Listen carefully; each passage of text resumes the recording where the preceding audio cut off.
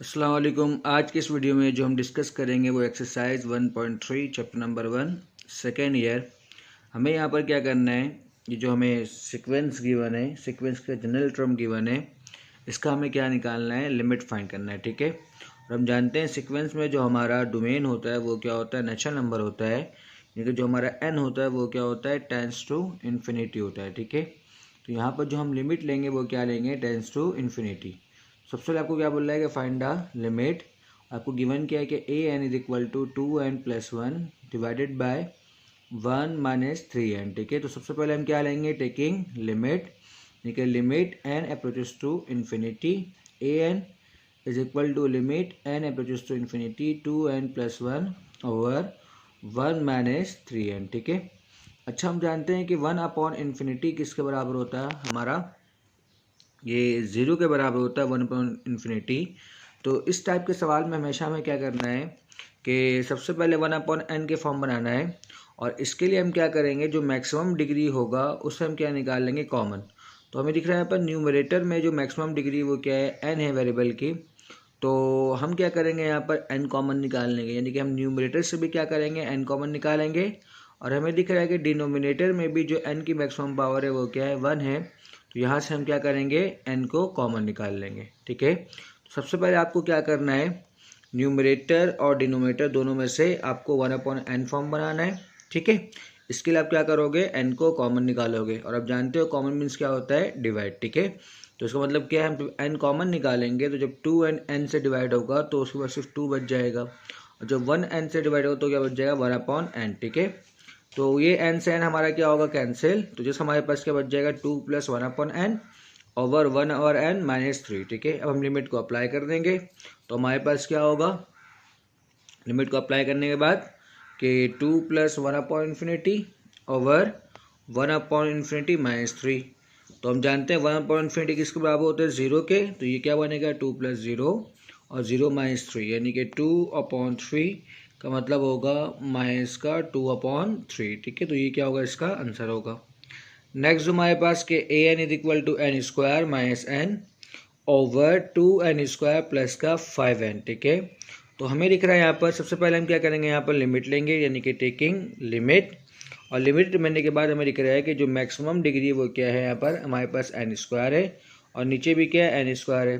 तो हम क्या करेंगे, न्यूमरेटर और डिनोमिनेटर में n² कॉमन निकालेंगे। जब n² कॉमन निकालेंगे तो n² से n² क्या होगा, कैंसिल। और हम क्या करेंगे, लिमिट को अप्लाई कर देंगे। तो हमारे पास क्या बनेगा, 1 - 1/इन्फिनिटी ओवर 2 + 5/इन्फिनिटी। तो 1 - 1/इन्फिनिटी, 1/इन्फिनिटी बराबर होते हैं 0 के। जस्ट क्या बच जाएगा, 1। और डिनोमिनेटर में 5/इन्फिनिटी किसके बराबर होता है, 0 के। तो जस्ट हमारे पास क्या बच जाएगा, 2। जिसका मतलब ये हमारा आंसर क्या होगा, 1/2। ठीक है। नेक्स्ट उसका क्वेश्चन नंबर 5 है कि A N is equal to 3n - 1 n⁴ - n divided by n² + 2 multiply by n³ + 1। Done है। अच्छा, यहाँ पर आपको क्या करना है, दो ब्रैकेट है तो सिंपली आप यहाँ पर क्या करो कि फर्स्ट ब्रैकेट से भी कॉमन निकालो और सेकंड ब्रैकेट से भी कॉमन निकालो। सिमिलरली यही काम आप डिनोमिनेटर में भी करो। फर्स्ट ब्रैकेट में जो मैक्सिमम पावर है वो क्या है, n है। तो यहाँ से हम क्या करेंगे, n कॉमन निकालेंगे। डन। तो क्या बच जाएगा, 3 - 1/n। यहाँ पर हमारे पास n⁴ मैक्सिमम है तो हम सेकंड ब्रैकेट में क्या करेंगे, n⁴ कॉमन निकालेंगे। जब n⁴ से डिवाइड होगा तो जिस क्या बचेगा, 1। और यहाँ हमारे पास क्या होगा, सॉरी ये बचेगा हमारे पास क्यूब। ठीक है। डन। इसको क्यूब कर ले। ठीक है।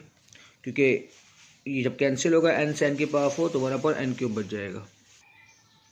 ठीक है। सिमिलरली हम यहाँ पर क्या करेंगे, डिनोमिनेटर में n² कॉमन निकालेंगे और यहाँ पर n³ कॉमन निकालेंगे। तो ये क्या बच जाएगा, n × n⁴ means n⁵, n² × n⁴ मतलब n⁵, यानी कि ये दोनों आपस में क्या होगा, कैंसिल। जैसे हमारे पास क्या बच जाएगा, ब्रैकेट। ठीक है। अब मैं क्या करूँगा, लिमिट को अप्लाई कर दूँगा। तो जहाँ जहाँ पर n है वहाँ पर इन्फिनिटी को अप्लाई करूँगा। तो सारे 1/इन्फिनिटी हमारे पास क्या बनेंगे, 0। और इन्फिनिटी की पावर 3 भी किसके बराबर होगा, इन्फिनिटी के। तो इसलिए मैंने इससे वैसे क्या लिखा है, इन्फिनिटी लिखा है। तो यहाँ पर हमारे पास जिस क्या बचेगा, 3, यहाँ बचेगा 1, 1 एंड 1। ठीक है। अब इसे आप मल्टीप्लाई करवाओगे तो फाइनली इसका आंसर क्या होगा, हमारे पास 3 होगा। डन है। नेक्स्ट जो सवाल हमारे पास वो क्वेश्चन नंबर 6 है कि डिटरमीन the limit of the sequence. ठीक है, तो हमें एक सीक्वेंस गिवन है यहाँ पर, और अगेन हमें क्या कह रहा है, इसका लिमिट फाइंड करो। तो लिमिट फाइंड करने के लिए सबसे पहले हम क्या करेंगे, जनरल टर्म निकालेंगे। तो जो हमें सीक्वेंस गिवन है कि 1/1 multiply 2, 1/2 multiply 3, 1/3 multiply 4, and so on. ठीक है, तो सबसे पहले हम क्या करेंगे, इसका जनरल टर्म निकालेंगे। दोस्तों जनरल टर्म हमारे पास क्या बनता है कि an इज इक्वल टू, हमें दिख रहा है कि हर एक टर्म में जो 1 है, जो उसका न्यूमरेटर है वो क्या है, 1 है। इसका मतलब जनरल टर्म में भी हमारा जो न्यूमरेटर आएगा वो क्या आएगा, 1 आएगा।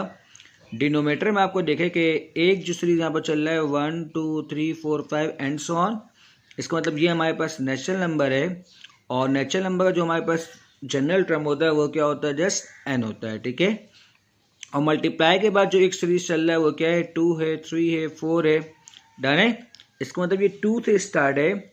तो इसके लिए आप बेसिकली क्या कर सकते हो कि यहाँ पर आप इसका जनरल टर्म भी निकाल सकते हो। हमें गिवन क्या है 2 3 4, तो यहाँ पर हमें लिख रहा है कि इसका a किसके बराबर है, 2 के, और d किसके बराबर आ गया, 1 के। तो हम जानते हैं फॉर्मूला के Tn is equal to a plus n minus 1 into D.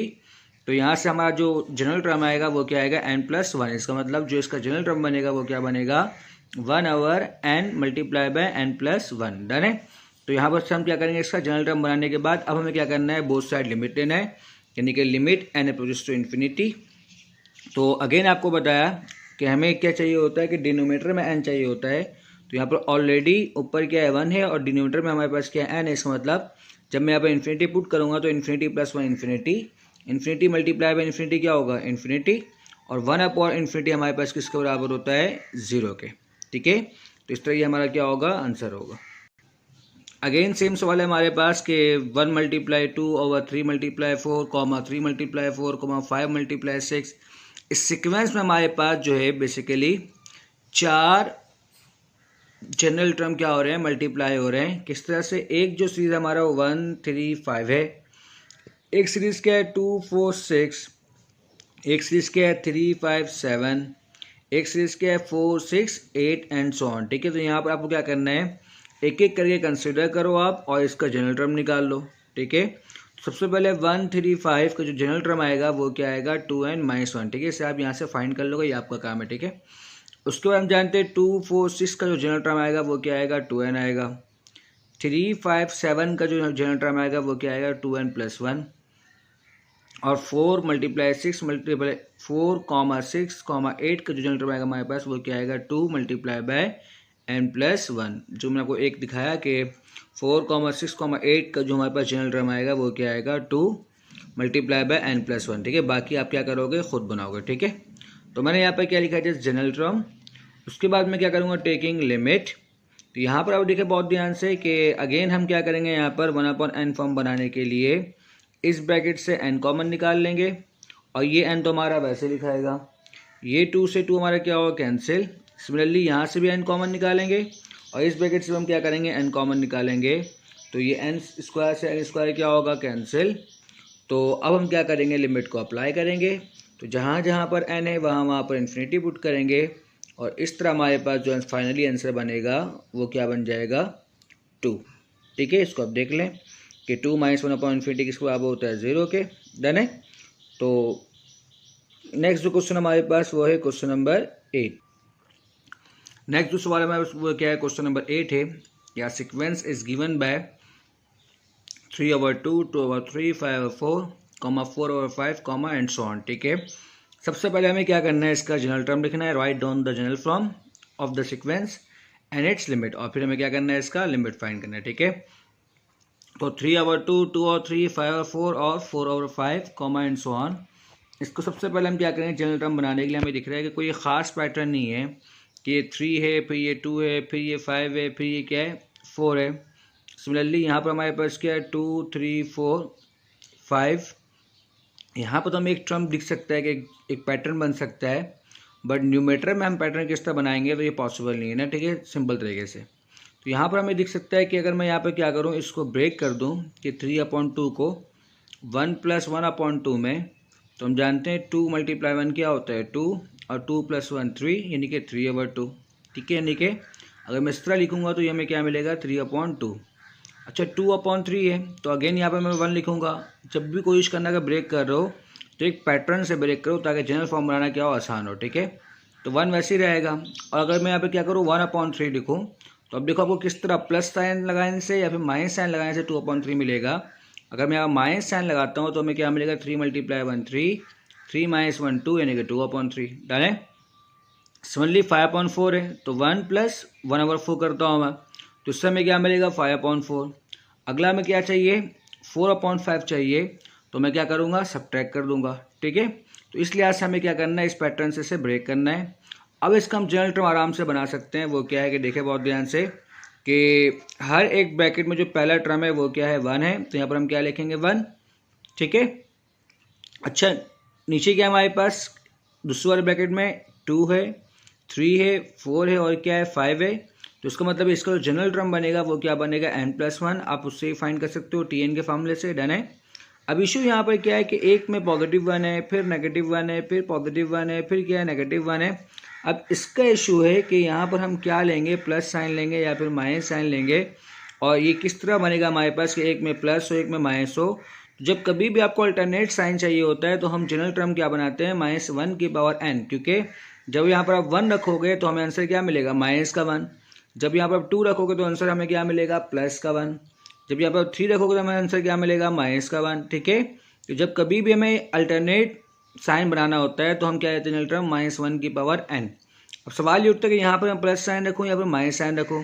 पहला टर्म यहाँ पर क्या है पॉजिटिव है, और हम जानते हैं अगर यहाँ पर हम n1 पुट करेंगे तो -1 किसके बराबर होगा 1 के, और इसका मतलब हमें क्या मिलेगा -1। इसलिए यहाँ पर हमें, लेकिन हमें यहाँ पर क्या है जो पहला टर्म हमारा वो क्या है पॉजिटिव है, तो इसलिए मैं क्या रखूँगा यहाँ पर -1 डन है, ताकि जब मैं -1 पुट करूँ तो -1 किसके बराबर हो -1 के, और माइनस क्या हो जाए प्लस हो जाए। ठीक है, अगर जब मैं 2 पुट करूँ तो -1 किसके बराबर हो 1 के, तो माइनस प्लस किसके बराबर हो माइनस के बराबर हो। ठीक है, तो इस तरह ये हमारा क्या है जनरल टर्म है।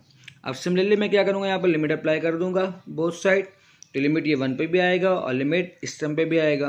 अगेन हमें यहाँ पर क्या करना है n में कॉमन निकालूंगा, तो क्या बच जाएगा 1 + 1/n, और लिमिट का रूल कहता है कि अगर आपके पास इस तरह फॉर्म हो तो आप क्या कर सकते हो, यानी कि एक 1/n है और एक हमारे पास क्या -1/1 + 1/n।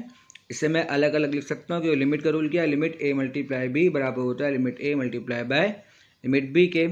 तो लिमिट 1/n यानी कि 1/n किसके बराबर होगा 1/∞ के, तो 1/∞ किसके बराबर होगा 0 के, और जब उसको 0 से मल्टीप्लाई करवाओगे तो ओवरऑल कंप्लीट आपके पास क्या बनता है 0, और 1 - 0 किसके बराबर होगा 1 के। अच्छा, limit n approaches to infinity 1, constant का लिमिट हमेशा क्या आएगा कांस्टेंट आएगा। ठीक है, तो 1 एक कांस्टेंट है तो उसका लिमिट हमें क्या बनेगा 1, तो इसलिए इसका आंसर क्या बनता है आखिरी में 1। उम्मीद करता हूँ कि आज का लेक्चर आपको समझ में आया होगा। वीडियो देखने के लिए शुक्रिया, अल्लाह हाफिज़।